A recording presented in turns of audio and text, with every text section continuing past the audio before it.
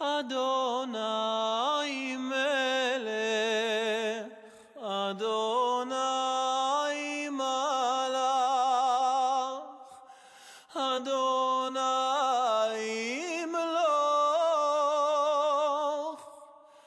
leolam vaed.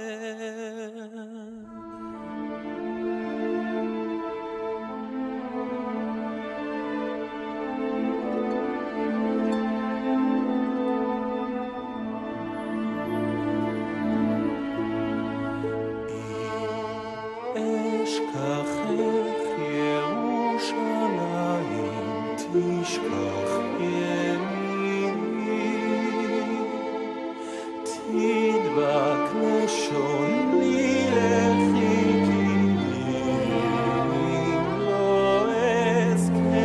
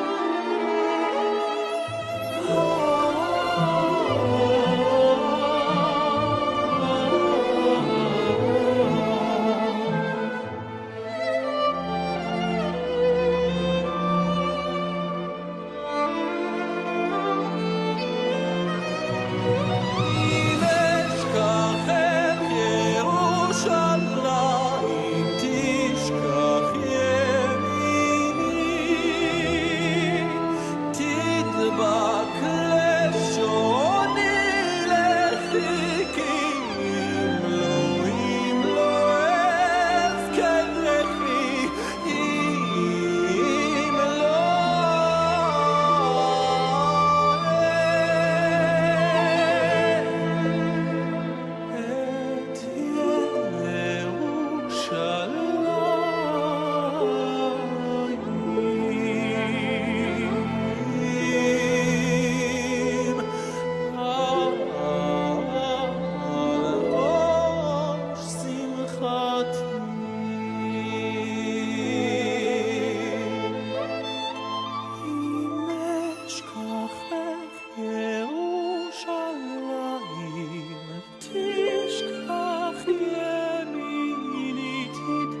לשוני לחיכים לא אזכרך אם לא אעלה את ירושלים על ראש שמחה.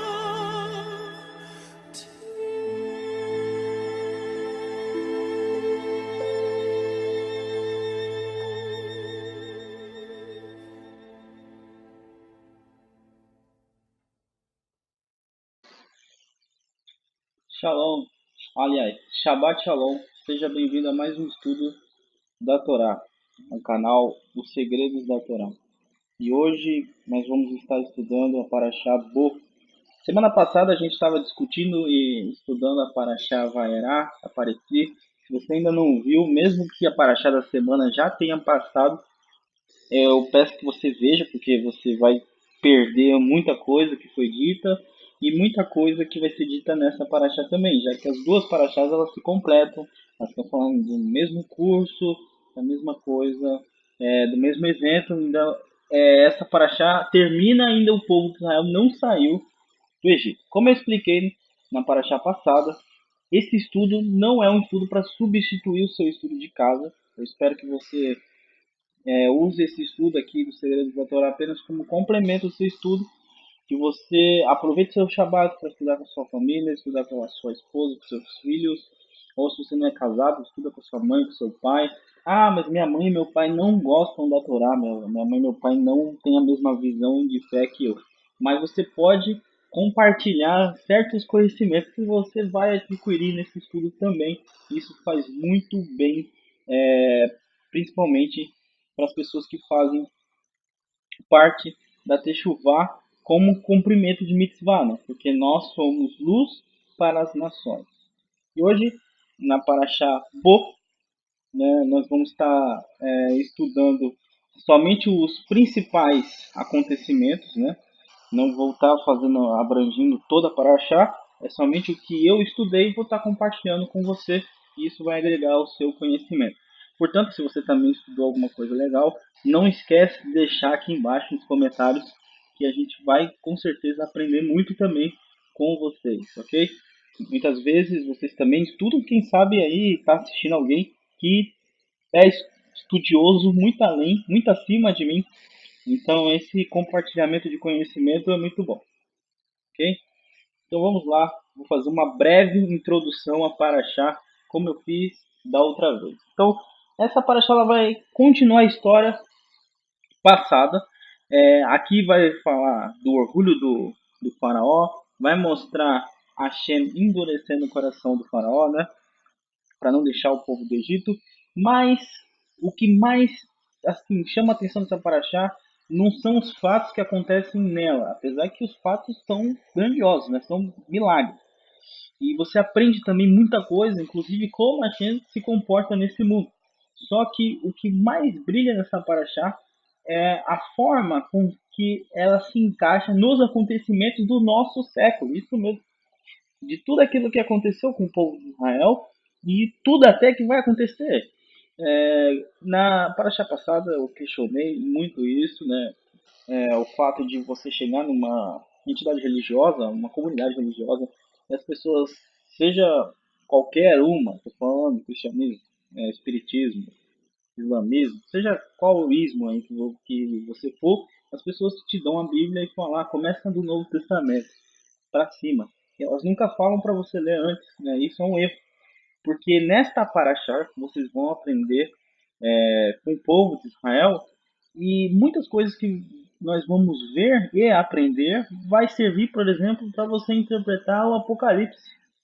Se você esquece a Torá, deixa a Torá de lado, você não vai entender o Novo Testamento. Você vai ter uma ideia do que o cara que é romano disse, o cara que era europeu falou, do cara que era não sei lá de qual país falou.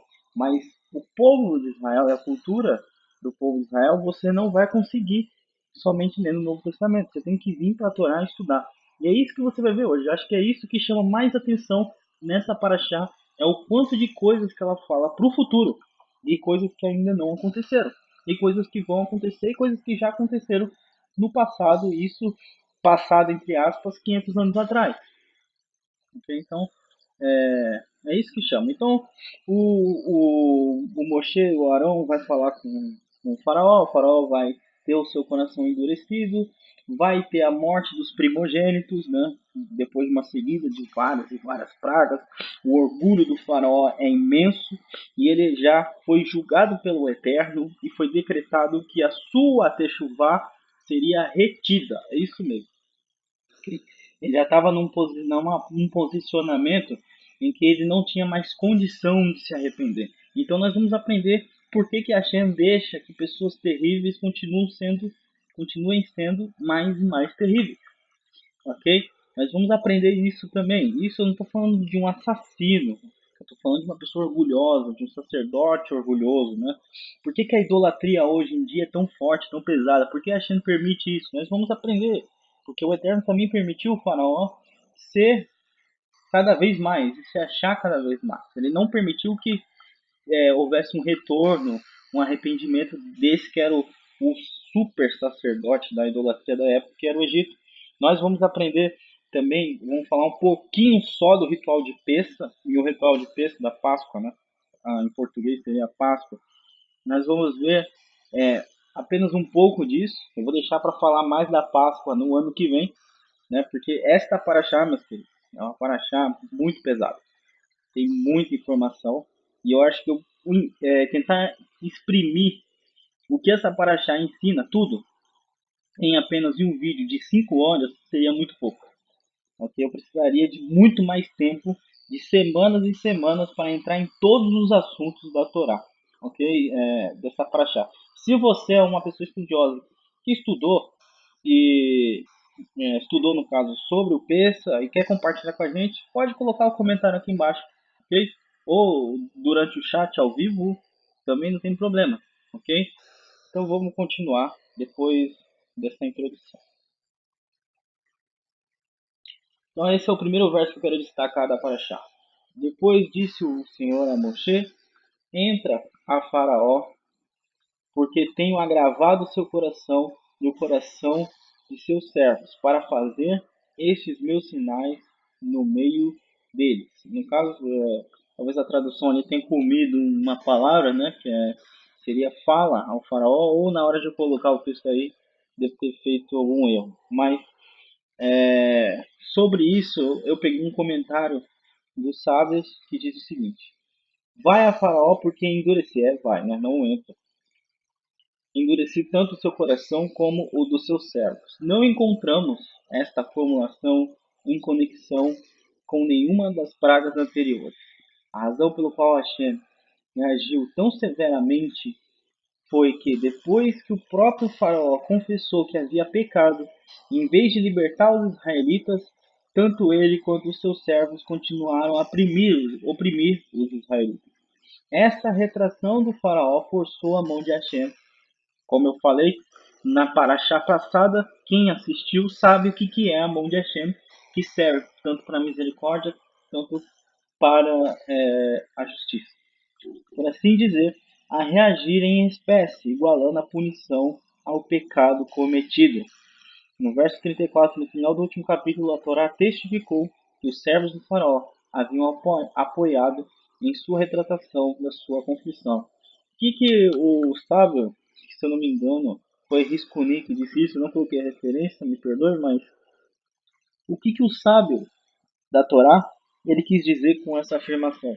Que a partir desse momento, daqui para frente, o Eterno endurece o coração do faraó. Por quê? Porque ele já havia sido advertido, já tinha consequência dos bebês que ele tinha jogado no rio, da opressão, né, de ter colocado o povo de Israel sobre um jugo de escravidão pesado, tá? Que é totalmente contra a Torá. Só para lembrar, você que está acompanhando o nosso estudo do Psicologia dos Justos, você pode até questionar, mas Israel também tinha escravos depois do exílio do Egito, né? Também teve escravos. Mas lá na Psicologia dos Justos mostra como que o escravo era tratado. Para você ter uma ideia, antes que no caso, o senhor daquele servo, né? Nem chama de escravo, modo pejorativo, mas o servo dele. Antes que o senhor comesse, era ordenado que o senhor servisse a comida ao seu servo. Então os servos comiam primeiro do que o seu senhor. Olha só, isso é uma das coisas. Você que acompanha esse estudo já se ligou, né? Então, o faraó, além de colocar o jugo da escravidão, ele oprimiu o povo de Israel, né? Matou várias e várias crianças no Rio Nilo. Inclusive, era uma crença, né, que o Rio Nilo era um deus, né? Tinha o deus do Nilo. Assim como o cordeiro também para eles era um deus. Então, quando Hashem faz Moshe transformar aquele rio em sangue, ele está mostrando que, olha, o seu Deus não vale nada. Eu sou o Criador. Eu sou o Senhor dos Senhores. Ok? Não, o faraó não vale nada. É um triunfo de Hashem sobre as divindades do Egito. Ok? Então eles, por causa dessa crença do Rio Nilo, eles tinham a crença que se pegassem uma criança, um bebê ou um ser humano e jogasse no rio, se ele fosse inocente, ele sobreviveria. Então muitos e muitos egípcios jogavam os bebês israelitas no rio para morrer, eles morriam afogados, e na cabeça do egípcio era porque o rio Nilo tinha declarado aquele bebê culpado. É uma coisa absurda. E isso voltou a aparecer várias vezes até na Idade Média. Os padres jogavam as pessoas acusadas de bruxaria, na Santa Inquisição, seja lá qual for a acusação, nos rios, colocavam, amarravam pedras no corpo das pessoas, jogavam no rio e a pessoa, se não sobrevivesse, eles davam como se o rio tivesse julgado, o Eterno tivesse julgado aquela pessoa culpada, o que é um absurdo, ok? Então, foi uma coisa terrível. E aí a Shen mandou uma praga, mandou uma outra. Eu acho, na minha opinião, como ser humano, depois dessa opressão toda, o Eterno mandar uma praga que sequer e ter dado a chance para o faraó se arrepender, para mim já é muito. Tipo, já é muita misericórdia. Né? Mas mesmo assim, o Eterno é o Senhor da misericórdia. Ele mandou uma praga, mandou a segunda, a terceira, a quarta, a quinta, e o coração do faraó só se endureceu, só se orgulhou. Então, por causa disso, foi decretado no Shammai, para ver como o Eterno é justo. O Eterno, apesar de ser o Elohim dos Elohims, ele não é aquele criador que faz o que quer, da maneira que quer e dane-se. Ah, eu sou o criador, eu vou fazer assim, não quero saber. Né? O Eterno não tem isso, ele é super justo. Então, a partir desse momento, ele se reúne com seu Sanhedrin, né, celestial, sua justiça celestial, e decreta que o faraó está condenado. Não tem mais direito a techuvá depois de todos esses erros que ele cometeu. Não tem mais. Então o faraó é literalmente, o que acontece com o faraó é que ele perde o seu direito de livre-arbítrio. Ele já não tem mais direito de se arrepender. Agora ele vai ter que sofrer todas as pragas do Egito como consequência dos seus atos, ok?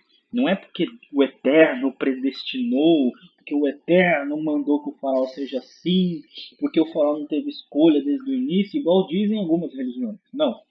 É porque a partir desse momento seria injusto se a Shem permitisse que o faraó se arrependesse. Né?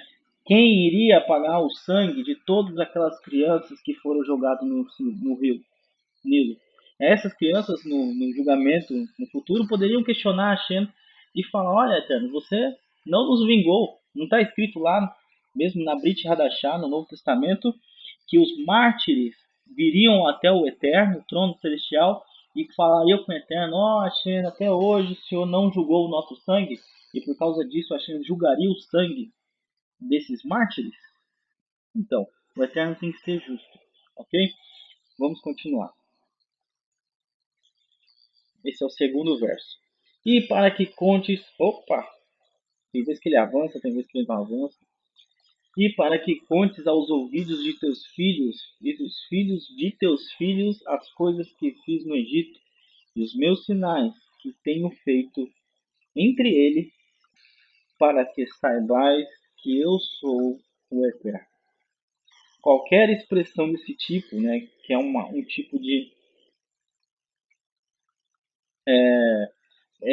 nesse texto, né, na tradução que eu peguei em português, ele não apareceu. Mas aonde está escrito os meus sinais e o que tenho feito entre eles, ali aparece essa palavrinha aqui, não sei se vocês estão vendo aqui, em hebraico, que eu não sei pronunciar, ok?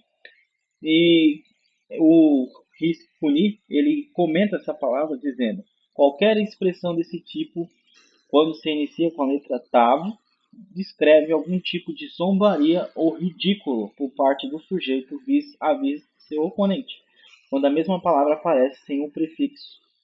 O elemento do ridículo está ausente. Compare com Rashi. O que ele está explicando? Porque aqui, nesse texto, algumas traduções traduzem ao pé da letra, outras inventam, né, uma tradução diferente, sei lá. né? Mas a tradução ao pé da letra seria que o Eterno literalmente zombou dos egípcios e está sendo assim no pior grau. É aquilo de ser sarcástico. É como um gato que brinca com um rato, literalmente.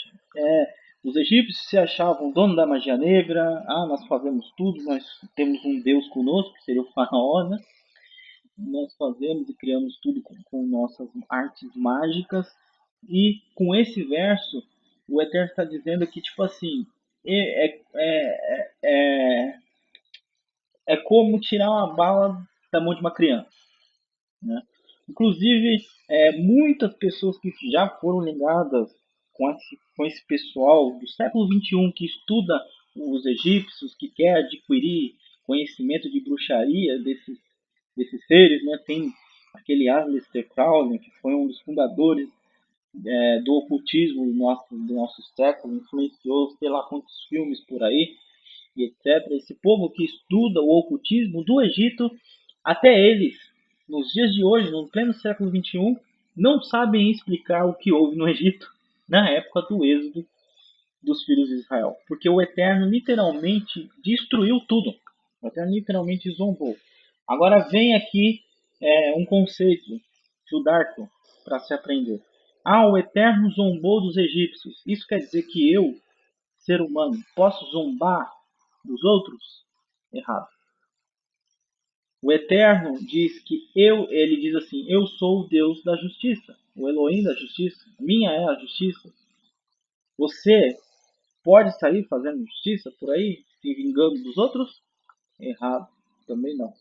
Então não é porque o Eterno zombou dos egípcios que você vai sair por aí zombando de todas as pessoas que têm uma crença diferente da sua, mesmo que seja idolatria, ok? Eu digo isso porque tem muitas pessoas que agem dessa forma e querem se beneficiar com este verso que não é cabível, pessoal. O Eterno pode zombar porque ele é o Criador, ele está acima da sua criação. Ele está acima, inclusive, do conceito de zombar. E isso é só uma questão para que você tenha uma ideia, já que a Torá foi escrita de uma forma que o homem possa entender, né? À toa que a Torá fala que a Terra plana, tem quatro cantos, etc. Porque naquela época se acreditava assim. Então a Torá foi escrita de uma maneira que o ser humano pudesse entender. Então até esse termo, zombaria, o Eterno está acima disso. Não quer dizer que você pode zombar de uma pessoa. E o Eterno não estava zombando dos egípcios, o Eterno estava zombando do Egito.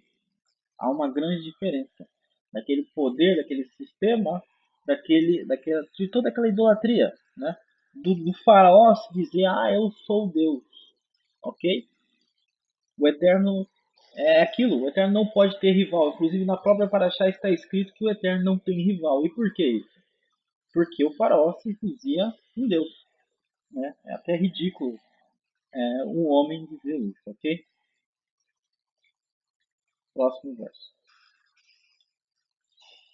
Então ele lhes disse: seja o Senhor assim convosco, como eu vos deixarei ir, a vós e os vossos filhos. Olha que mal há diante da vossa face. Quem está falando isso é o faraó. Está falando para Moshe, quando Moshe fala: olha, nós temos que sair, não é só os líderes, não. Tem que ir as crianças, tem que ir os bezerros, tem que ir todo mundo, não é só os líderes. E aí tem um comentário. Veja, você está planejando algo perverso. É isso que o faraó fala. Isto é, você está planejando escapar da terra e de todas as suas obrigações. O faraó se sentia dono dos israelenses e, como no enterro de Jacó, não queria deixá-los partir do Egito. Ok? É, nós não começamos em muitas paraxás anteriores, né?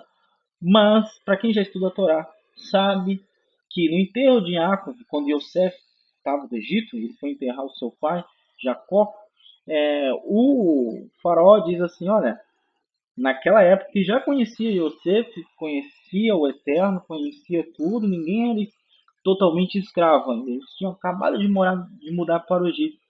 O faraó diz assim para Yosef, olha, vai lá enterra teu pai, mas deixa aqui as crianças, os bodes, as cabras. O que isso significa? Muitos sábios falam que foi ali que começou o exílio do povo, né? Porque quem é que sai para um lugar, mas é obrigado a deixar as suas coisas, os seus pertences, senão um escravo? Então, o exílio do Egito começou ali. E aqui o faraó está falando a mesma coisa. Ele propôs para Moisés, ó, vai um de você lá oferecer o sacrifício e volta. Mas Moshe não quer assim. Moshe quer sair do Egito com todo o povo de Israel. E isso o faraó não queria deixar. Então ele era literalmente se sentia um dono do povo de Israel. Mas mas o verdadeiro dono do povo de Israel não era o faraó, mas era o Eterno. Ok?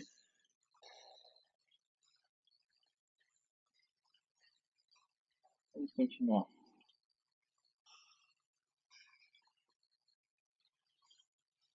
Então estendeu Moshe a sua vara sobre a terra do Egito, e o Eterno trouxe sobre a terra um vento oriental todo aquele dia e toda aquela noite. E aconteceu que pela manhã o vento oriental trouxe os gafanhotos. Aí sobre esse mesmo verso nós temos o comentário de Rabbeinu Barriá. E Hashem guiou o vento oriental, etc. Como em ocasiões anteriores, a letra no começo do nome de Hashem é uma alusão ao tribunal celestial trabalhando junto com o Eterno. Então, em hebraico, não sei se vocês podem perceber, mas aqui, né, está o nome do Eterno, literalmente o nome dele, com uma vave em cima. O que esse sábio, Rabbeinu Barriá, ele diz? Né, toda vez que na Torá, no rolo da Torá, aparece um nome com esta vave na frente, né, porque isso é incomum na Torá, não é todas as vezes que aparece isso. Né, toda vez que isso aparece, significa literalmente que o Eterno julgou, julgou na sua corte celestial, né? No seu Sanhedrin, para que tudo seja justo, tudo tem uma opinião, que ninguém possa questionar a Hashem, dizendo que a Hashem não agiu da melhor forma possível. Então, aqui nós temos esse sinal, esse segredo, que é um segredo da Torá, mostrando que o Eterno julgou mais uma vez o povo do Egito e trouxe este vento que vem do Oriente, ok? E o que é esse vento, né? Porque tem um segredo na Torá. Tudo na Torá tem um motivo, tem um significado. A gente vai ver agora, ok? O que é esse vento? Vamos lá. Vou ler aqui o comentário e eu vou explicar logo em seguida. Um vento oriental é percebido como um precursor do desastre que atinge a Terra. Encontramos vento em evidência em 14 e 21, antes dos egípcios se afogarem no mar, depois que o mar foi separado para permitir que os israelitas cruzassem com segurança. Lá em Jeremias 18:17, escreveu sobre as tribos sobreviventes de Judá e Benjamim: eu vou espalhá-los na frente do inimigo como um vento oriental. Quanto às outras 10 tribos antes do seu exílio, em Oshea 13:15 está escrito: uma rajada do vento oriental do Eterno virá soprando do deserto, e ele secará a sua fonte, e a sua fonte será seca, descrevendo Israel indo para o exílio. Em Yeshayahu escreve: assaltando-os com fúria desencadeada, seus impiedosos sopro do vento oriental tirou-os em um dia de vendaval. Há mais citações como essas que podem ser encontradas na Torá referentes a uma associação entre um vento oriental e um desastre. Então o que a gente vê aqui? Da mesma forma que esse vento ele traz redenção para os filhos de Israel, já que é ele que abriu o mar vermelho, né? O Eterno usa esse vento para abrir o mar vermelho, da mesma forma ele traz justiça, né? Similar àquilo que o Eterno faz com o Mashiach, né? A palavra que nós vimos anteriormente com o seu braço, ok? Só que tem uma coisa muito interessante que eu tenho que dizer para vocês. A palavra vento em hebraico é a mesma palavra, exatamente igual à palavra espírito. Né? Quando lá no escrito, lá no princípio, em Gênesis, diz que o Espírito do Eterno pairava sobre as águas, né? Ali a palavra usada é a palavra ruach, que significa espírito. Quando diz que o Eterno soprou o fôlego de vida para o ser humano, no caso o Adão, também está escrito ruach. E aqui, também falando do vento, também está escrito ruach. É a mesma palavra para espírito. E aonde nós encontramos uma ligação com a Brit Hadashah, quando os apóstolos estão lá comemorando a festa de Shavuot, no qual os escribas do cristianismo denominaram de uma maneira muito errada de Pentecostes, né? Mas era a festa de Shavuot, a festa da entrega da Torá. Esses apóstolos receberam um vento muito forte e desceu sobre eles o Espírito do Eterno. Então esse vento também está associado com o Espírito do Eterno. Continuando.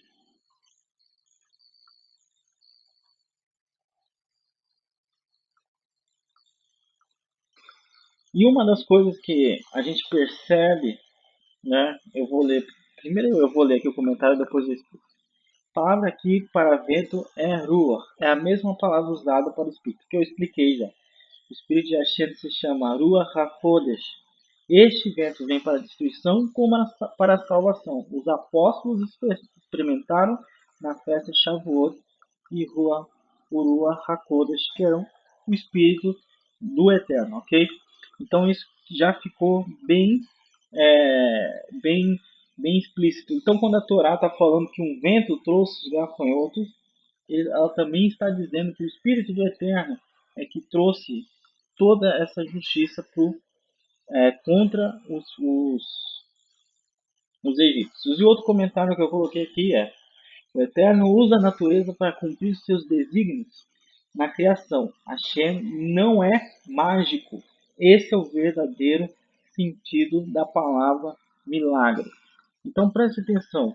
Muitos têm a ideia de que milagre é uma coisa que não pode ser entendida, não pode ser compreendida, é algo mágico, é algo que se cria do nada. Tá errado totalmente esse conceito de milagre, ok? E eu vou dar aqui exemplos. Eu vou dar aqui exemplos de como o Eterno move o mundo, literalmente. Por quê? Porque para ele trazer, para ele castigar o Egito com os gafanhotos, ele usou o vento. Me fala qual a necessidade que Hashem teria de usar o vento. Qual é a necessidade que Hashem teria, por exemplo, que Moshe batesse o cajado no Mar Vermelho para o mar abrir? Então, mais uma vez, nós aprendemos que nós estamos no mundo da ação. E aqui o Eterno ele move este mundo de uma maneira que nós realmente não podemos compreender. Está acima do nosso conhecimento. Mas é com as forças que ele criou. Sempre. Nada, meu querido, é feito do nada. Nada é feito desse modo. Um exemplo que eu vou te dar. O Eterno decreta para o homem: olha, você vai viver 120 anos. Mas quando foi que realmente o homem começou a viver somente 120 anos? Muito, muito tempo depois. Abraão mesmo viveu mais do que 120 anos. Isso foi muitos e muitos anos depois. Nós temos um exemplo também, a muralha de Jericó. Muitos estudos foram feitos e hoje a ciência, né, não estou querendo falar, olha, a Torá prova, como eu já ouvi dizer, né, eu quero que a ciência concorde com a Torá. Não, mas quer dizer, ao contrário, eu quero que a Torá concorde com a ciência, mas a verdade, quanto mais conhecimento a ciência ela adquire, mais ela vai concordando com a Torá. Porque hoje nós estudamos, por exemplo, a ressonância sonora. Se você vibrar uma corda no mesmo grau, na mesma intensidade de uma outra, ela vai vibrar também. Isso tudo pelo som. E foi isso que acabou causando a destruição das muralhas.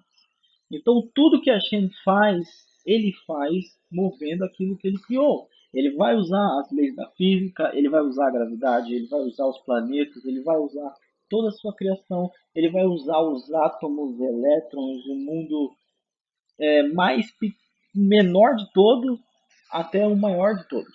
Mas o Eterno sempre usa a sua criação. Eu vou dar um exemplo aqui, inclusive, que eu vi dois rabinos questionando isso, né? Eu achei muito, muito legal. Que a pergunta foi, por que Hashem não apareceu, né? Se ele quer ser conhecido no mundo todo, esse era o objetivo do Êxodo, por que Hashem não apareceu de uma vez logo, né, para todo mundo? E o faraó ia ver o Eterno, ia temer, todo mundo ia temer o Eterno de uma vez, e acabou. Não precisa nem ele aparecer, mandasse um anjo, né? O mensageiro dele aparecer para o faraó, como aconteceu, por exemplo, no caso de Sara, né, quando o rei pegou Sara, é, que Abraham disse que ela era irmã dele, etc. Por que não mandou o anjo? Era mais fácil. Tudo seria resolvido em um dia. Né? Todo mundo ia conhecer o Eterno, e os filhos de Israel iam ser libertos do Egito. Por que não fez assim? É mais fácil. A verdade é que, mesmo que isso acontecesse, esse não era o principal objetivo do Eterno, ser conhecido por todos. O principal objetivo do Eterno era também mudar os filhos de Israel e deixar assim no sentido de que eles pudessem crer no Eterno, mas não só com o pensamento, e sim com a alma, o que é difícil, né? Ter um povo obediente à Torá e também que mudasse o caráter deles. Precisava ter uma mudança de caráter no povo de Israel, porque o povo de Israel teve contato com idolatria, teve contato com falsos deuses, etc. E uma prova de que se a Xena aparecesse, nada ia mudar, é que mesmo depois que eles saíram do Egito, contemplaram a glória no Monte Sinai, eles fizeram imagem de idolatria, ok? Mesmo assim, fizeram idolatrar um Deus esquisito, estranho. Então, o objetivo do Eterno não era só tirar o povo do Egito, mas era mudar a cabeça dos israelitas, o que acabou acontecendo só na outra geração. Então, veja que o Eterno ele não é um mágico. Os milagres, no geral, não acontecem de mágica. Pode até parecer às vezes, mas o Eterno sempre usa as pessoas. É por isso que você tem um médico, é por isso que você tem aquelas pessoas que estudam para descobrir as curas das doenças. É por isso que, por exemplo, nós temos fome na África, né? Porque as pessoas precisam dividir e repartir aquilo que é seu. Os governantes precisam fazer isso. Não é o Eterno que vai fazer isso. Se tem pessoas passando fome na África, tem outras que estão torrando dinheiro por aí, né? Na África. Então, o que tem que ser feito? O ser humano tem que fazer. Nós estamos no mundo da ação, então você precisa fazer. Para você ter o do eterno, você também precisa fazer aquilo que é seu, ok? Então, vamos continuar.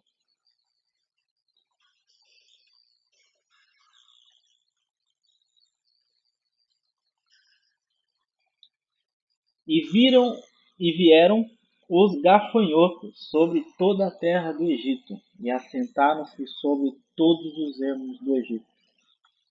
Muito gravosos foram muitos, né? Essa tradução do português é meio bagunçada. Antes destes nunca houve tais gafanhotos e nem depois deles virão outros tais, porque cobriram a face de toda a terra, de modo que a terra se escureceu, e comeram toda a erva da erva da terra e todo o fruto das árvores, que deixara a saraiva. E não ficou verdura alguma nas árvores, nem na erva do campo, em toda a terra do Egito. Esse verso pode parecer muito simplório, veio vários gafanhotos de um modo que ninguém nunca vai haver de novo, né? Isso os sábios explicam, é porque nunca vai haver desse modo, porque vieram vários gafanhotos da mesma espécie. Houve outras grandes problemas com gafanhotos, só que eram gafanhotos de várias espécies, né? Então, parece ser um verso simples, mas aqui está um segredo enorme, porque isso daqui fala do futuro e você vai perceber, você que estudou a Torá, você que viu os vídeos iniciais, todos os vídeos iniciais, você vai entender o que eu vou dizer aqui, né? Falando agora sobre o futuro, eu vou falar, primeiro eu vou falar a conclusão final e depois nós vamos ver se é verdade ou não. Os gafanhotos vieram após o granizo. Então vamos lá, meu querido. Vou associar aqui rápido. O Islã é associado aos gafanhotos. E o granizo são as consequências da Torá que destroem as nações. Simples assim. Aí você vai me questionar. Isso não é real. Desculpa, Yosef. Da onde você tirou isso? Da sua cabeça? Ok. Nós vamos ver a seguir. Vou provar o que eu estou falando. Vamos lá. Onde a gente pode provar que essa religião da paz, né, para não ficar falando, para não levar um ban no YouTube, mas essa religião da paz é associado sim aos gafanhotos. Essa profecia não está no Tanar, não está na Torá, mas querendo ou não, está lá no Apocalipse. Por isso que eu digo para vocês, estude a Torá para entender o Apocalipse. Porque sem a Torá você nunca vai entender o Apocalipse. Então eu vou ler aqui o que está escrito no Apocalipse e vou explicar logo em seguida. E o quinto anjo tocou a sua trombeta e viu uma estrela que do céu caiu na terra. Isso está associado ao que? A Satã. E foi-lhe dada a chave do poço do abismo, e abriu o poço do abismo. E subiu uma fumaça do poço, como a fumaça de uma grande fornalha, e com a fumaça do poço escureceu o sol e o ar. Lembrando que no Êxodo eram tantos e tantos gafanhotos que eles escureceram a terra. E na Torá, em hebraico, está escrito que eles escureceram a luz do sol. Qual é a grande religião hoje em dia, que é idólatra, que está associado com a adoração ao sol? É o cristianismo, católico, qualquer um, okay? Que adoram o Senhor do domingo, né? O Dominus Dei, né? Que eles mesmos falam. E da fumaça vieram gafanhotos sobre a terra, e foi-lhes dado o poder, como o poder que tem os escorpiões da terra. E foi-lhes dito que, olha só, esse aqui é muito importante essa parte, vocês prestarem atenção. E foi-lhes dito que não fizesse dano a erva verde da terra, nem a verdura alguma, nem árvore alguma, mas somente aos homens que não têm nas suas testas os selos de Hashem. Então ele está associando esses homens que têm o selo de Hashem com árvores e verdura, quer dizer, que são plantas que estão sendo alimentadas com água. E como eu vou mostrar daqui a pouco, a água está associada com a Torá. Então ele está falando somente das pessoas que não têm o selo de Hashem. Qual é o selo de Hashem que está na testa e está na mão direita? Se tem o selo do Hassatan, que o próprio Apocalipse fala, também tem o selo do Eterno. E esse selo está lá em Deuteronômio 6, que é o Tefilim, ok? Nós colocamos um pedaço da Torá na testa e um pedaço da Torá na mão esquerda. Desculpa, confundi as mãos aqui. Folhas, nem a terra, nem a verdura alguma, nem na árvore, mas somente aos homens que não têm nas suas testas o selo de Hashem. E foi-lhes permitido não que os matasse, mas que por 5 meses os atormentasse. O seu tormento era semelhante ao tormento de escorpião, quando ferem o homem. Naqueles dias os homens buscarão a morte, não acharão, desejarão morrer, e a morte fugirá deles. E o parecer dos gafanhotos era semelhante ao de cavalos aparelhados para a sua guerra. Sobre as suas cabeças haviam umas coroas semelhantes ao ouro, quer dizer, está falando de reinados, e os seus rostos eram como leões. E tinha couraça como couraça de ferro, e o seu ruído e as suas asas eram como ruído de carros, quando muitos cavalos correm ao combate, e tinham caudas semelhantes às dos escorpiões, e as agulhas nas suas caudas. E o seu poder era para danificar os homens por 5 meses. que tinham sobre si rei, o anjo do abismo. Em hebraico seu nome é Avadon, e em grego Apolion. Passado é já um ai, eis que depois disso vem ainda dois ais. Então nós temos todas essas semelhanças, tem mais semelhanças. Por exemplo, o gafanhoto é verde. E a principal cor usada por essa religião também é verde. E o gafanhoto vai encobrir a luz do sol. Nós tivemos anos passados, né, com os tais extremistas, né, entre aspas, que assassinaram muitos e muitos cristãos e ainda assassinam muitos e muitos cristãos lá no Oriente Médio. Né? Hoje enquanto vocês estão aqui no Shabat acompanhando a Paraxá, com certeza tem alguém do cristianismo morrendo na mão de islâmicos. Okay? Além de tudo, todas essas coisas em comum, em hebraico, né, o próprio Deus deles, né, que se chama Alá, em hebraico essa palavra significa mal, literalmente. Ok? Se eu pegar o Strong, se pegar um dicionário de hebraico e procurar essa palavra lá, significa o mal, literalmente. Então nós estamos lidando com todas essas semelhanças e tem mais. Ok? Por isso que eu estou afirmando isso para vocês.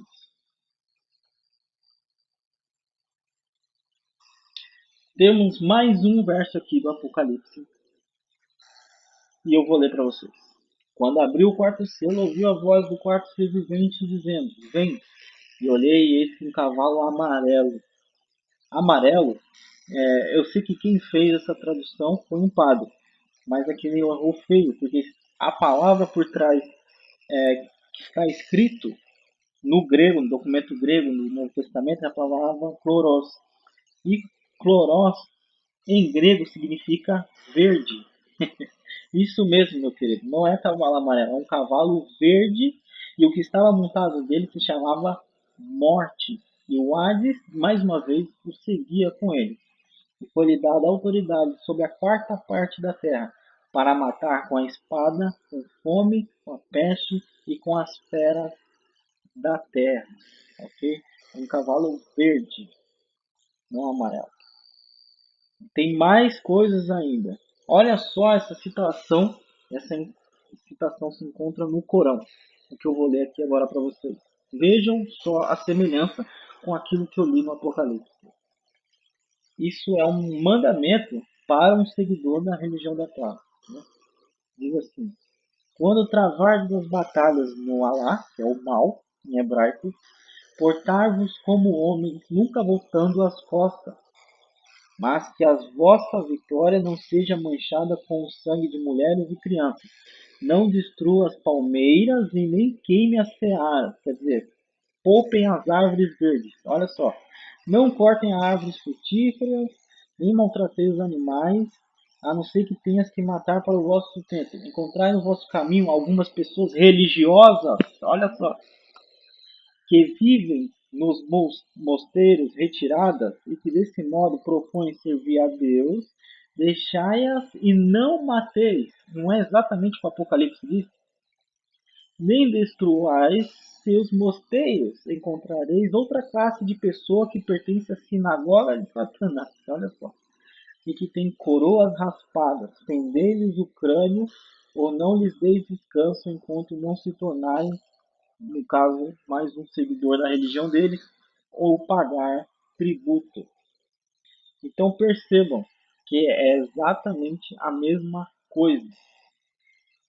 Os gafanhotos eram tantos que encobriram o sol, e a religião que adora o sol é o cristianismo, a idolatria que cultua o antigo deus Ra, que é o deus sol.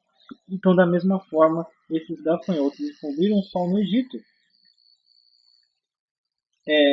A religião da paz, há muitos anos, oprime todas as pessoas do cristianismo. Okay? Vamos continuar aqui. Vamos lá, agora sobre o granizo. Lembrando que o granizo ele veio antes, antes dos gafanhotos. E agora eu vou dizer e eu vou explicar muita coisa aqui. O granizo sempre aparece na Torá para destruir. Sabemos que o granizo é nada mais do que água congelada. em seu estado duro, né? As moléculas ficam juntas uma das outras e fica duro. A Torá é a água da vida. Agora prestem atenção. Como a Torá é associada à água, isso está em Shira Hashirim Rabá, que é da tradição oral dos nossos sábios.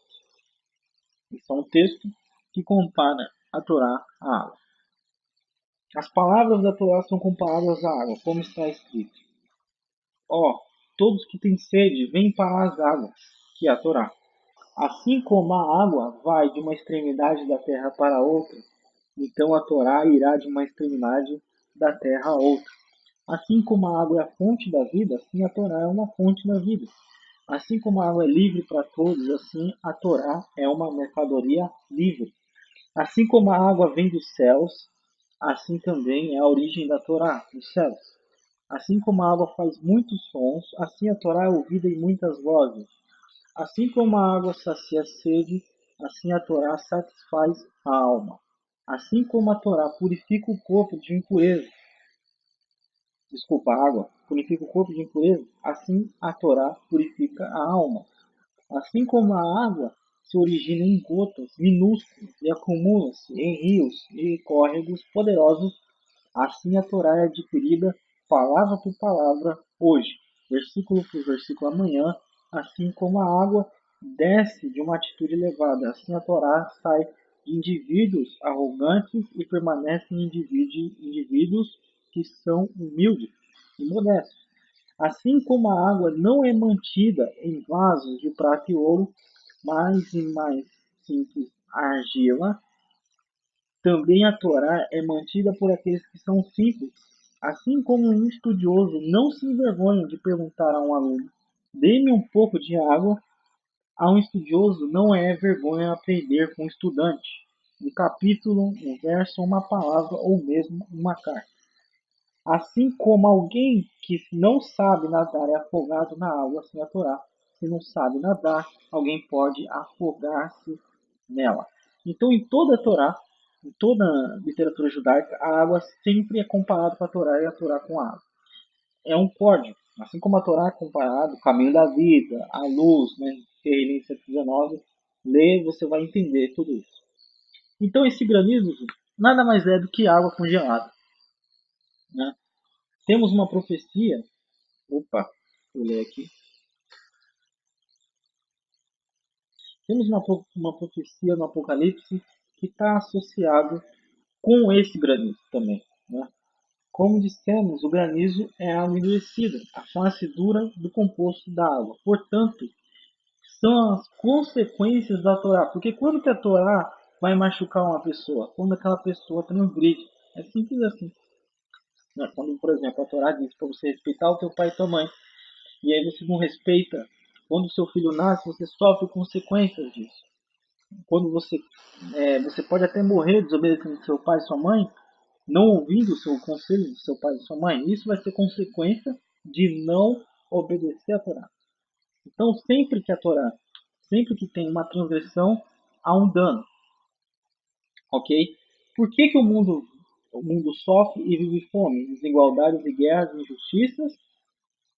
É por causa da desobediência da Torá. E isso é resultado das consequências, por exemplo, de não dividir as riquezas de uma forma justa, de não haver julgamentos justos, de não haver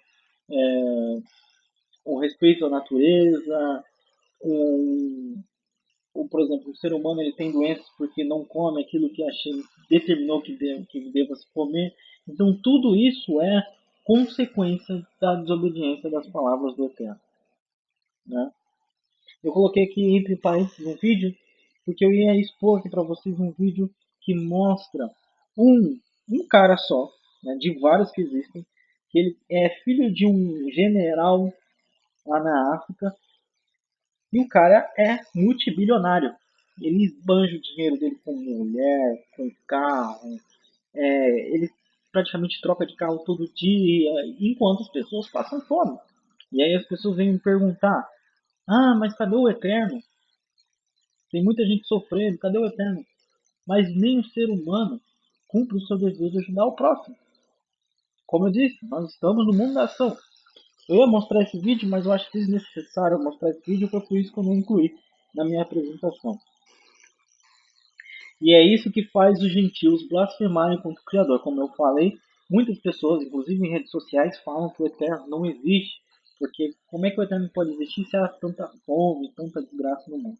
E lá em Apocalipse 16, 21, está escrito: desabou o céu sobre a humanidade, uma tempestade com enormes pedras de granizo, com cerca de 35 quilos cada. Até esse número é simbólico, né? Precipitou-se sobre os habitantes da terra, e eles blasfemaram contra o nome de Hashem por causa dessa calamidade. O seu castigo foi sobremodo grande. Veja que lá em Salmos, em Terlim 105, 31, está escrito: e ele ordenou e vieram insetos, mosquitos em todo o seu território. E, em vez de chuva, deu-lhes granizo e raios flamejantes sobre a sua nação. Então nós vemos a mesma coisa que aconteceu no Êxodo, vai acontecer no futuro e aconteceu, literalmente. Né? Nós tivemos guerras e guerras e guerras e foi por causa, e as consequências por causa da desobediência da Torá, hoje faz com que todos os gentios blasfemem contra o Eterno. Então, vejam que as profecias do Apocalipse não são profecias que vão acontecer tudo de uma vez, mas são profecias que já acontecem, meu querido. Já acontecem. Já estão acontecendo. E já aconteceram e continuam se repetindo dia após dia. Ok? Vamos continuar.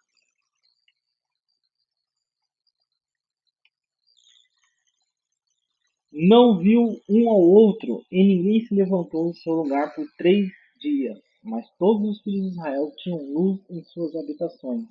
Então o faraó chamou a Moshe e disse: ide, servide ao Eterno somente. Esse verso foi tirado da hora em que há escuridão no Egito, mas os filhos de Israel tinham luz dentro da casa deles.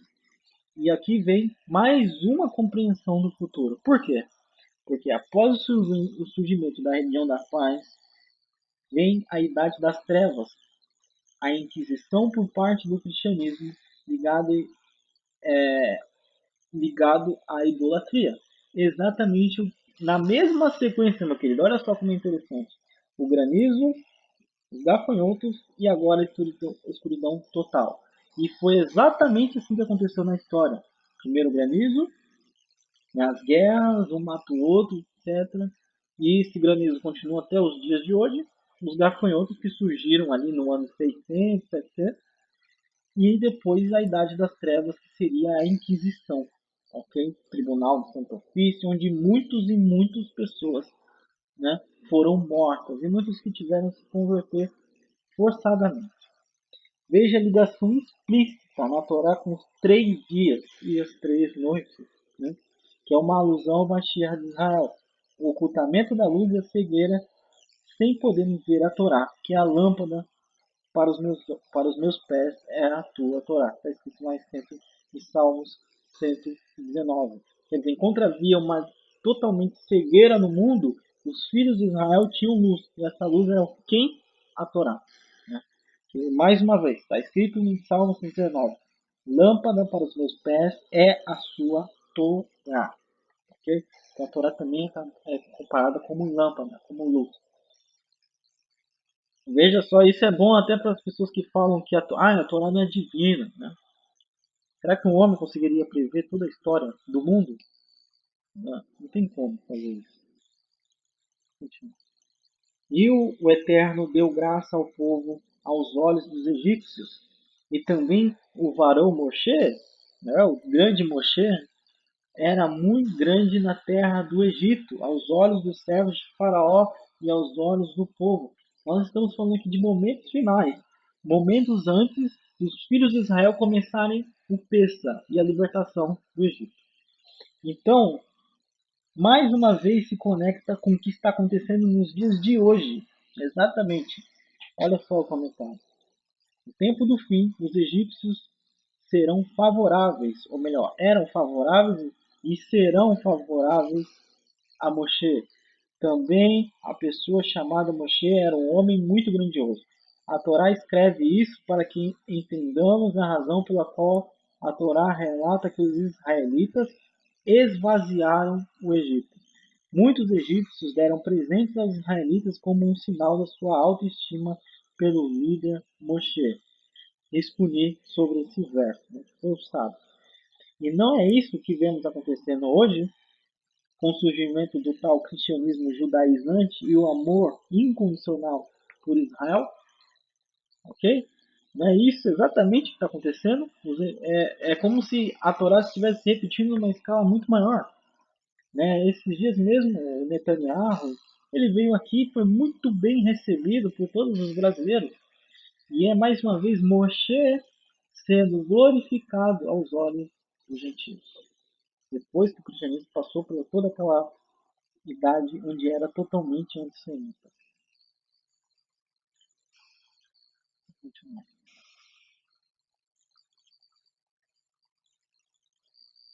Opa! Disse mais a Moshe: Assim o Eterno tem dito: À meia-noite eu sairei pelo meio do Egito, e todo primogênito na terra morrerá. Desde o primogênito de Faraó, que se assenta com ele sobre o seu trono, até o primogênito da serva que está de trás da mãe, e de todo o primogênito dos animais. Aqui está falando sobre as mortes que o Eterno causaria, é a última praga, ok? É literalmente o Pessa. E finalmente aqui faz a alusão à última batalha, no grande dia do Eterno. O primogênito de toda a família é o sacerdote por natureza. Esse é o sacerdote segundo a ordem de Melquisedeque. Para você que não tem ideia do que isso faz, né? Você que não tem ideia do que significa, é que nós temos na Torá dois tipos de sacerdote. O sacerdote levita, instituído pela tribo de Levi, e também o sacerdote segundo a ordem de Melquisedeque. Aí você vai falar, mas onde está isso? Desculpa, onde está isso? Nós vimos diversas vezes que pessoas que não eram do sacerdócio levita oferecendo holocausto, por exemplo, Gideão, nós vemos o próprio rei Davi, nós vemos Jó, que ofereceu 1000 holocaustos, Abraham também ofereceu sacrifício a Hashem, e muitas outras pessoas que não faziam parte, até mesmo o próprio Melquisedeque. Inclusive, o próprio templo do Melquisedeque, que era o filho de Shem, que era Shem, filho de Noa, foi achado em Israel por buscas arqueológicas. Foi encontrado o templo dele exatamente como funcionava, tudo exatamente como era, como descreve a Torá. Então essas pessoas, apesar de não ser do sacerdote levita, eles eram do sacerdote de Melquisedeque, que é todo primogênito é um sacerdote. Todo. Inclusive, uma das preocupações de Jacó, diz a Torá oral, sobre Esav era perverso, era que, por lei, ele deveria ser o representante da família. E Jacó pensava, como é que esse cara aí, todo mal, vai ser o meu sacerdote? Não tem como, né? Então foi por isso que ele ficava preocupado e foi por isso que ele falou, me vende teu direito de primogenitura. Okay? É sempre o primogênito. A primogenitura pode ser passada de um filho ao outro, como o caso de Jacó e Esaú. Lá em Shemot 13:12 está escrito: Separarás para o Eterno o primeiro nascido de todo o ventre. Muitos que sacrificaram a Shem não eram levitas, como eu falei para vocês. Lá em Shemot 13:2: Consagra-me todo o primogênito, todo o primeiro filho de Israel, que vem à luz, me pertence, não somente entre os seres humanos, mas também entre os animais. Com a morte desses primogênitos do Egito, Hashem também estava matando todos os sacerdotes, futuros sacerdotes do Egito, né, que seriam sacerdotes pagãos. E no fim, é exatamente isso que as profecias dizem que vai acontecer. Quando vier o último dia, a gente vai destruir todos os sacerdotes, toda a terra, vai limpar a terra do paganismo. As profecias também apontam que todos os sacerdotes pagãos serão retirados da terra e não haverá mais paganismo na terra. Está escrito que finalmente, assim como a Tiene é um, o seu nome será um. Ok? Mais uma coisa sobre o futuro. Só nessa paraxá, meus queridos, é aquilo que eu falei. Se eu for contar tudo que essa paraxá diz, eu vou ficar aqui horas e horas e horas. Hoje eu já estou 1 hora falando. E falou o Senhor a Moshe e a Arão no terra do Egito, dizendo: Este mesmo mês vos será o princípio dos meses. Este vos será o primeiro dos meses do ano. Né? O Eterno estabelecendo o mês de Nissan como ano novo. Agora eu vou te explicar um negócio. Um segredo da Torá. Literalmente é um segredo que os sábios sabem, mas eles escondem de propósito. Ok? Olha o que diz o Rabino Achaim.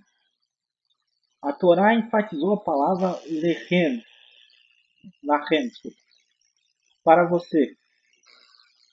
Não sei se é lachem ou lachem, não tenho ideia exatamente do que seja. Para nos dizer que este mês seria especial apenas para o povo Yehudi, né? O povo de Israel. Nossos sábios apontaram em Rosh Hashanah que Israel foi redimido do Egito em Nissan e que a futura redenção ocorreria novamente naquele mês. Isto é, assim, porque este mês é um prenúncio das boas novas para Israel. É apropriado que Israel comece a contagem dos meses do ano fazendo da Nissan, quer dizer, de Nissan, o primeiro mês. Então, o verdadeiro ano novo, meus queridos, é em Nissan, não no Rosh Hashanah. Mas por que os sábios estabeleceram o Rosh Hashanah, que é praticamente no meio do ano, lá para junho, julho, setembro, outubro, e não em Nissan, que seria em março, abril? Inclusive até a Terra, ela dá uma volta em torno do Sol exatamente em Nissan, é onde termina literalmente o ciclo da Terra. Mas por que então as pessoas não comemoram? Tem um segredo por causa disso. Eu passei pro quadro aqui.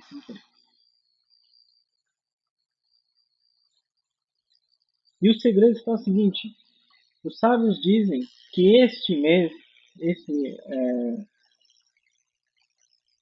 esse mês de Nissan, ele só é revelado para os estudiosos da Torá. Então, a pessoa que não está sabendo, os gentios que não estudam a Torá, as pessoas que não estão interessadas no estudo da Torá, elas nunca vão saber que o ano novo é em Nissan e não no Rosh Hashanah. Por quê? Porque provavelmente é em Nissan que vai acontecer a redenção final de Israel, o regulamento de Mashiach, ok? Então, isso está escrito no Talmud, exatamente do jeito que eu estou falando. E se eu não me engano, eu coloquei nesse estudo, então logo mais eu vou dar mais uma aprofundada nisso. Vamos continuar.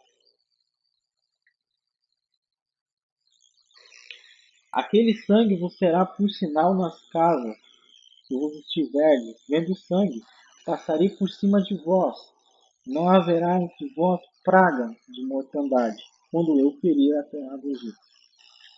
Barrear, ele comenta esse verso, Urav, com o seguinte: quando vê o sangue, passarei por cima de você. Não era o sangue em si que manteria a praga longe, nem foi a ausência do sangue que faria com que a peste atacasse. Aquele que tinha completa fé no Eterno e não mais temia Faraó e seus decretos, e demonstrara isso massacrando publicamente uma divindade egípcia e manchando seu sangue nas portas e nas vigas, que é a parte de cima, havia demonstrado que ele era um indivíduo justo e merecia ser poupado. O que o Barreá quer dizer? Quer dizer que não é só o sangue exatamente que livrou os filhos de Israel, mas também o ato de você pegar uma divindade egípcia e matar. O que significa isso? Eu confio em Hashem, meu querido. Poderia ter uma revolta dos egípcios e falar assim: olha como vocês estão matando o nosso Deus. Não, vamos deixar esses hebreus safados fazendo uma coisa dessa e vão matar todo mundo. Poderia haver morte, assassinato, mas não houve. Por quê? Porque isso foi um ato de fé. Quer dizer, aquela pessoa que teve fé o suficiente no Eterno, mais um ato, né, de coragem, essa pessoa foi, entre aspas, justificada. E assim o seu primogênito não morreu. No fim, serão salvos aqueles que creram na Bessorá, tiveram fé, confiança em Hashem. Olha só como sempre teve fé, sempre teve graça, e etc. Seguida com atos, porque a fé sem obras é morta, e ninguém se justificará pela Torá. O que significa que a fé sem obras é morta? Quem diz? Tiago, lá na Brit Hadashah. E ninguém vai se justificar pela Torá. Quem diz isso? Paulo, lá na carta aos Gálatas. Tem que ser um conjunto dos dois. Você tem que ter, crer em Hashem, confiar na promessa dele e também fazer a sua parte, ainda que seja bem pequenininho. Ok?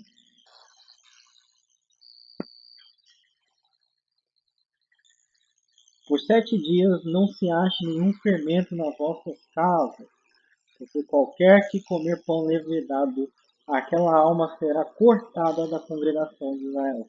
Assim o estrangeiro como natural da terra. Esse fermento, né, a Torá está falando do fermento, o ritual de Pêssego, logo na libertação do povo de Israel. Nas escrituras está associado com orgulho. O Rashi ele comenta: seja um estranho nativo na terra, porque o milagre do êxodo foi realizado para Israel, é necessário incluir expressamente o estranho que se tornou israelita neste comando. Então, o que a gente pode entender? Que todas as pessoas que serão redimidas no futuro, nenhuma delas pode estar em situação do faraó, que é a situação de orgulho. Ser um sacerdote orgulhoso, não, querer fama, prestígio, tudo isso, pessoal, será de uma forma condenada. Será uma forma para condenar. Então, hoje, no meio da Teshuvá, pessoas que se dizem líderes, sendo que não são líderes, né? Aquele caso que eu contei lá no Psicologia do Justo, a líder judia da Teshuvá. É uma vergonha isso. Pessoas que gostam de fama dentro da Teshuvá, fora da Teshuvá, judeu, não judeu, idólatra, todas essas pessoas serão retiradas do Lava. Todo orgulhoso será extirpado da terra.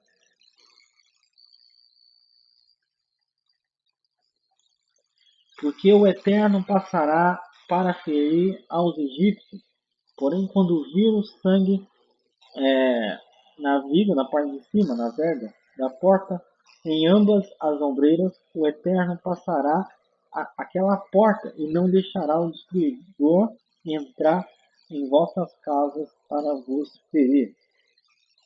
Primeira coisa que você tem que perceber sobre esse verso. Na Torá, tanto em hebraico até como em português, dá para perceber que o Eterno fala de si mesmo na terceira pessoa. Ele, o Eterno, passará aquela porta e não deixará o destruidor entrar em vossa casa. Então ele está falando de si mesmo na terceira pessoa. E por que isso? Né? Aqui está um segredo que você vai entender como o Eterno se manifesta nesse mundo. Vou ler aqui o comentário do Da'at Zakrin.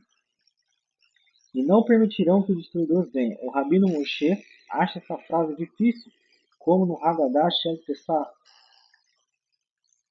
O autor citando o versículo 12 do nosso capítulo.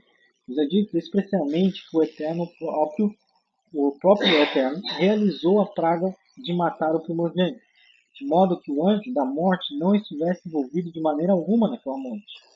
Devemos, portanto, entender os versos como significado que o que quis se dizer é que o anjo da morte por si mesmo não estava autorizado a cumprir seus deveres naquela noite, somente em conjunção com o próprio Eterno.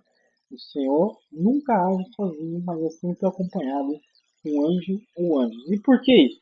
Por que o Eterno nunca age sozinho? Primeiro de tudo, se o Eterno se materializasse no nosso mundo não suportaria o Eterno e seria destruído. Primeiro porque é ele que mantém tudo vivo, tudo funcionando, todas as coisas juntas. Né?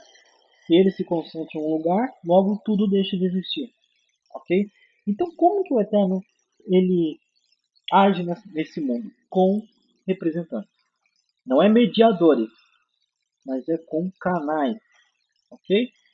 diferença aí, mas com canais para a sua vontade. E esses anjos, esses Malachim, que representam o Eterno aqui, eles podem falar na primeira pessoa sem nenhum problema. Por exemplo, lá no livro de Êxodo, quando a entrega da Torá, fala que o Eterno entregou a Torá para Moshe, mas os profetas falam que foi um anjo que entregou a Torá para Moshe. Então quem entregou a Torá para Moshe? A verdade é que o Eterno usa os anjos e o principal deles, que seria o Metraton, que é o Mashiach, para representá-lo aqui neste mundo. E é por isso que ele está falando dele mesmo na terceira pessoa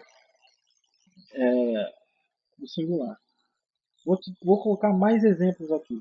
Primeiro eu vou ler um verso aqui de Ezequiel.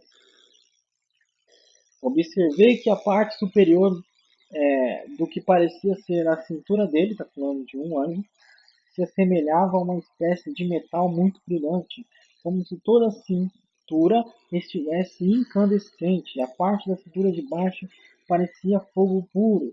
E mais, uma luz radiante o cercava. O aspecto geral do fulgor ao seu redor lembrava um aspecto de um forte arco-íris, quando a chuva passa e o sol surge por detrás das nuvens.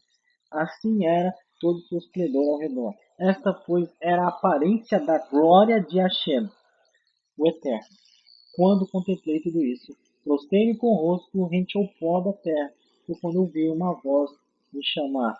Ezequiel está falando sobre um anjo que apareceu para ele e dá muito mais detalhes do que esse, fala das nuvens, etc, etc, etc.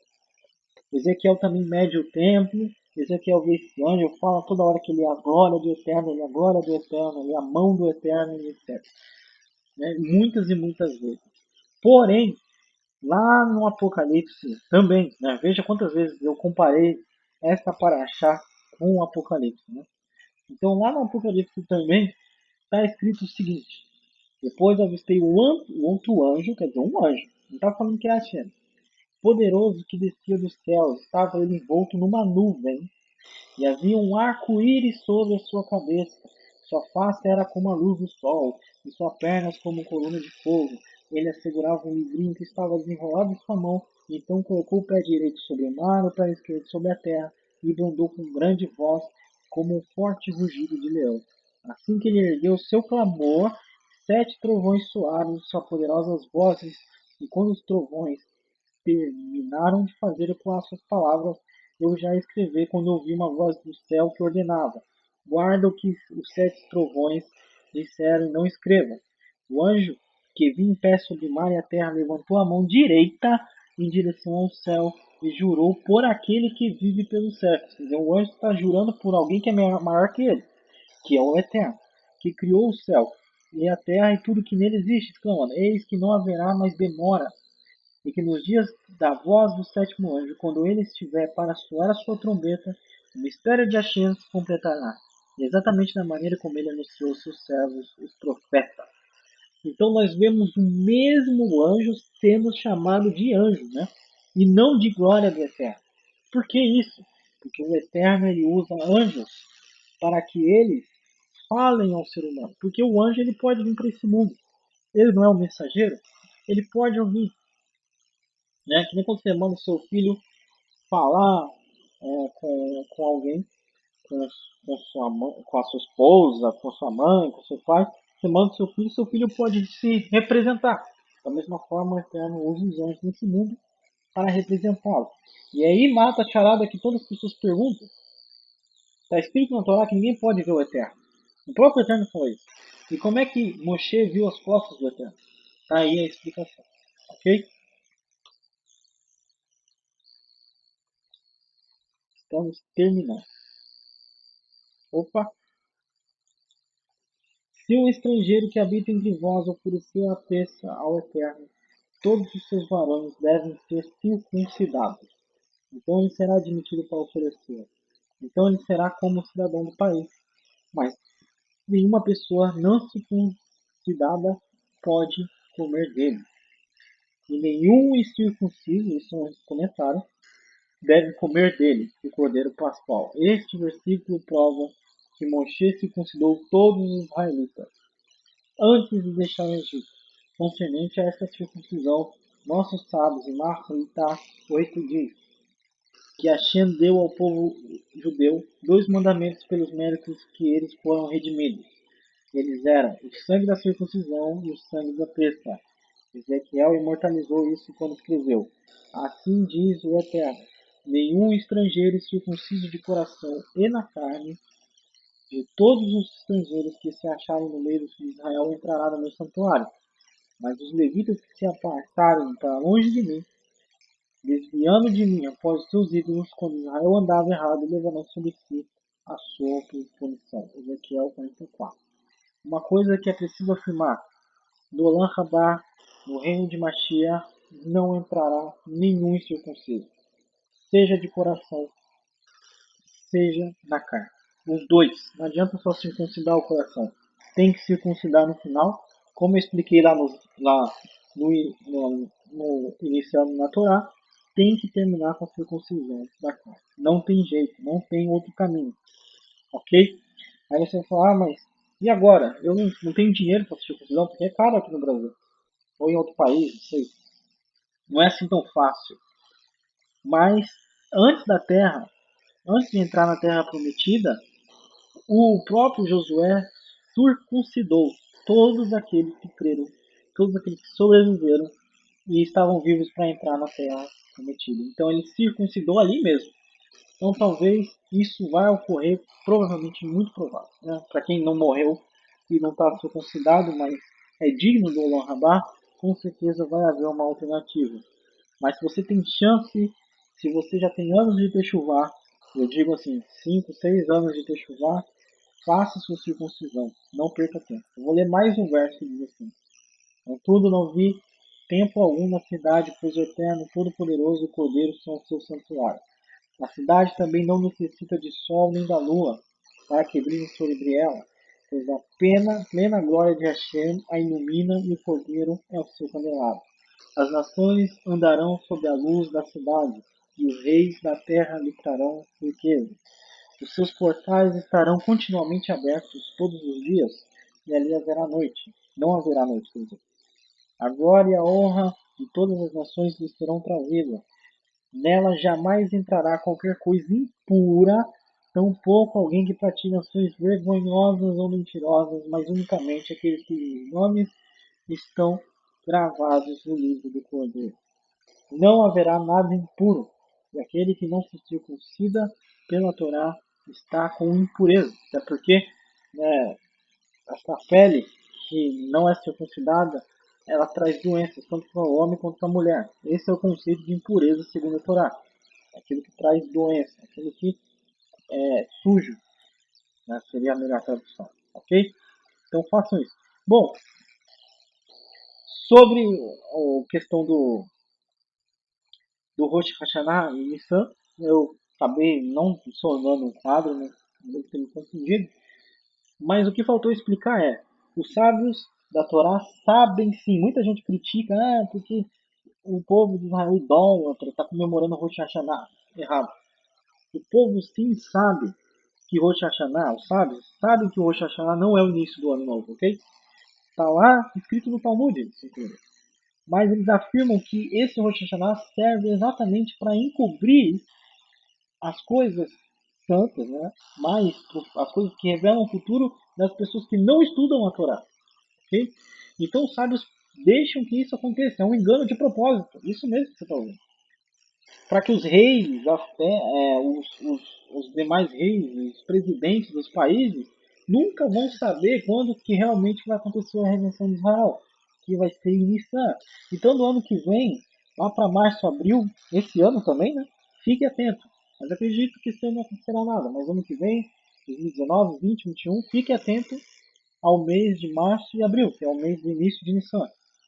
Quem estuda a Torá saberia disso. E é isso que eles dizem lá no Tratado de do Talmud. Que fala sobre o Rosh Hashanah e que explica que existem 4 anos novos no ano. E o mês de Nissan é o ano dos reis. É onde inicia o reinado. Provavelmente onde vai iniciar o reinado do Mashiach. Você se sinta privilegiado. Também se você estudou comigo 1 hora e 20 minutos, meu querido. Você realmente é um estudante da Torá. Você merece esse conhecimento. Feito merece. Então que Hashem abençoe vocês. Se você acha digno, dê um like. Se você acha digno, compartilhe com seus amigos. Espero vocês na próxima semana com a próxima Parashá da Torá. Até a próxima.